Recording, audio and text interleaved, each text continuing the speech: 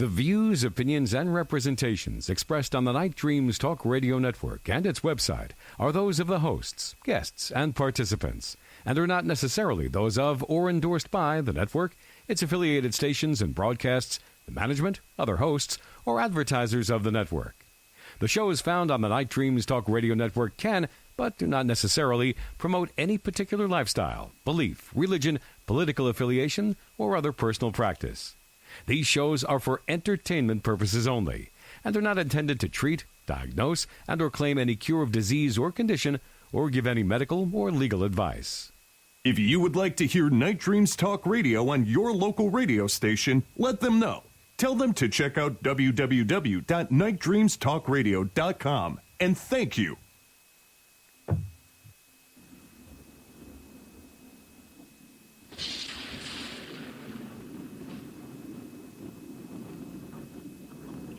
Eric Cooper, S-4 Radio, on Night Dreams Talk Radio Network, gets deep into the paranormal. Welcome back to S4. Tonight we're talking children and the paranormal. You can also find our archives at our Spreaker site and on the S4 YouTube channel for all the shows you missed in the last 2.5 years. Anyway, back to the show. So where were we? Anybody? I would like to ask a question. Do you guys think that children are more connected with higher consciousness or different levels of consciousness when they're really young? I do. I think so because, as most people know, when you're a child, you see the Fae until you reach a certain age. You reach a certain age, I believe that veil essentially goes over your eyes or your consciousness and you can't see it anymore. Some people, that never goes away. I think if you develop it, it won't go away if you're aware of it. Most people aren't aware of it. Now that brings up a couple issues. One, indigo children, I believe, are born and are aware that they are special from birth, and that never goes away until they are diagnosed with ADD or ADHD, which is common with indigo children. And they're put on Ritalin. Ritalin takes that gift away. Yep. Two, where are I going with this? Oh, come on. That thought's slipping away. But indigo children, and I think past lives. I think past lives have to do with some of it. I think if you've all heard the news and the stories about the 3-year-old that comes out, never had a piano lesson in his life, and all of a sudden he's playing Bach or Beethoven. It's impossible. That seems like it's either happening more often or we're just more connected and hearing about it from, different places. But I've heard that so much recently that kids come in with prior knowledge of a life lived, and the parents do the research to look into the child's claims, and indeed there was a person that was living in this area that died of whatever they said they died of. I mean, it's crazy.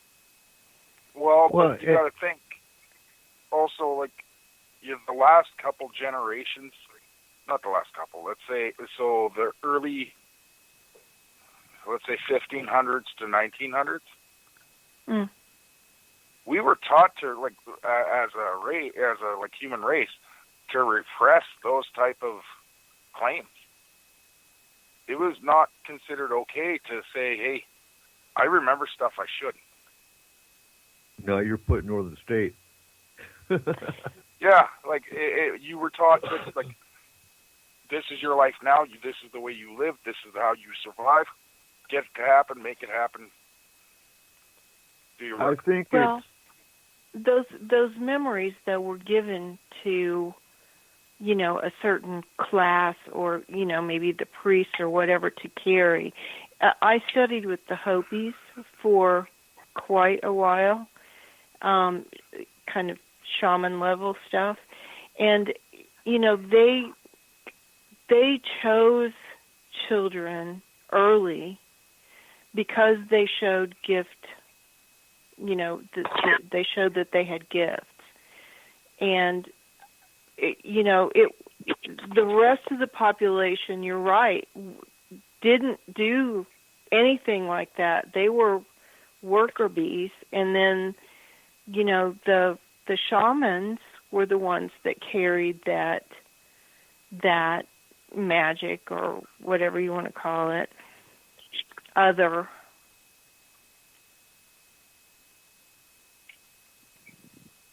I think if everyone wanted to, they could try and remember that kind of stuff. Oh, yeah. I mean, it's kind of like schooled out of us. Yeah. I think it depends on culture. I think it depends on the culture you were raised in, and I think even within the culture, it depends on how your parents brought you up. I think religion suppresses a lot. Yeah. Growing up, I was raised Assembly of God. I was taught there is no such thing as aliens. There's no such thing as UFOs. There's no such thing as spirits. Everything is a demon. I was taught that. I think religion suppresses a lot of kids. And I agree with you, Cole. The 15th to the 19th century, you were taught that there is no such thing as empathy. You can't be an empath. Psychics, they're just frauds. There's no such thing as a medium or a psychic. They're just crazy, and they need to be put in the psychiatric hospital. They were witches. Well, and it's not just that. Not even that far. Like it's the fact that for a lot of the lower classes, it was the fact that being an empath, being a psychic, that's not going to put food on your table. Working the ground will. Yeah. You don't have time for that. It was a luxury. That's right. And during those times, there was no time for luxuries for a lot of people. Some people there was, but most. Okay, and real quick, everyone say good night to Michael. He's got to leave us. He's got to get up early in the morning, so you sleep well, Michael. Bye, Michael. Good night, Mike. Bye, Michael. Bye. Francie, in response to your question about do you think that children are more sensitive, that was pretty much the question that you had. One thing I've heard and I've run across quite a bit, and I have friends that have a lot of gifts, and I'm not saying that this is a for sure thing. This is just something that I've come across, information to me, my experience, is that a lot of people when they are born, the ones that have had issues at birth are the ones that have the gifts. I've met and heard a lot of when the baby's born, if it stopped breathing for a few minutes, the child is born with gifts. I don't know how that happens or why, but I've come across it a lot.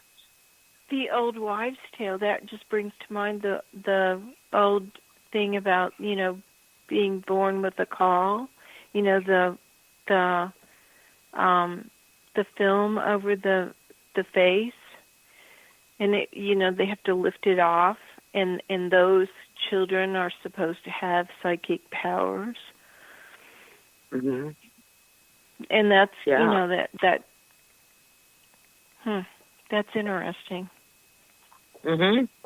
I have a friend just down the road that that happened with her daughter, and the daughter is, I think she's 8 or 9 now, and she talks to the passed over relatives like nothing, and tells her mom, I just was talking to grandma last night, or I saw grandma in the dreams, and it's just like a natural thing. And the mother asked me, she's like, Chris, how do I deal with this? What do I do? I said, don't react to it. Just ask her the questions, engage in the conversation, and don't freak her out about it. It's a gift. That's So, lovely. Yeah. This is the way I have been taught to respond to kind of weird things. Yes, and then you just go on with whatever your thought is. It's accepting, and then you just kind of go a different way. Yeah. Let's go this. And then they give you another pill. Yeah. And we go to happy places. Now, Hey, whoa. That's not fair. Nobody's been sharing their happy pills with me. Come on, guys. But coming from the psych field, I don't agree with Ritalin. I don't agree with giving children medication because, again, their behavior is not developed. Their brains aren't developed. How do you, what's your opinion about giving children medication? At what point is it a psychiatric issue, truly? And at what point, are they just acting out and they just need, correction, for example? If anybody knows how drugs are tested and released in this country now, not like in years past, but now, they're testing the pharmaceuticals on the general population. They're just releasing stuff to make money. I am very hesitant to do any kind of pharmaceuticals. How I would, and this is something that I've learned in the last couple of years. There's a chiropractor here in my area who works with neurodevelopmental reconditioning for children. Her theory is kids that have ADHD and autism and other developmental disabilities missed crucial developmental, neurological development. Like, you're supposed to crawl before you walk. You're supposed to pull up before you crawl. All of those transitional things. So what she has done is she has created games, like physical games, that they run the kids through their paces, basically, to restructure the brain. And she has had so many amazing results from her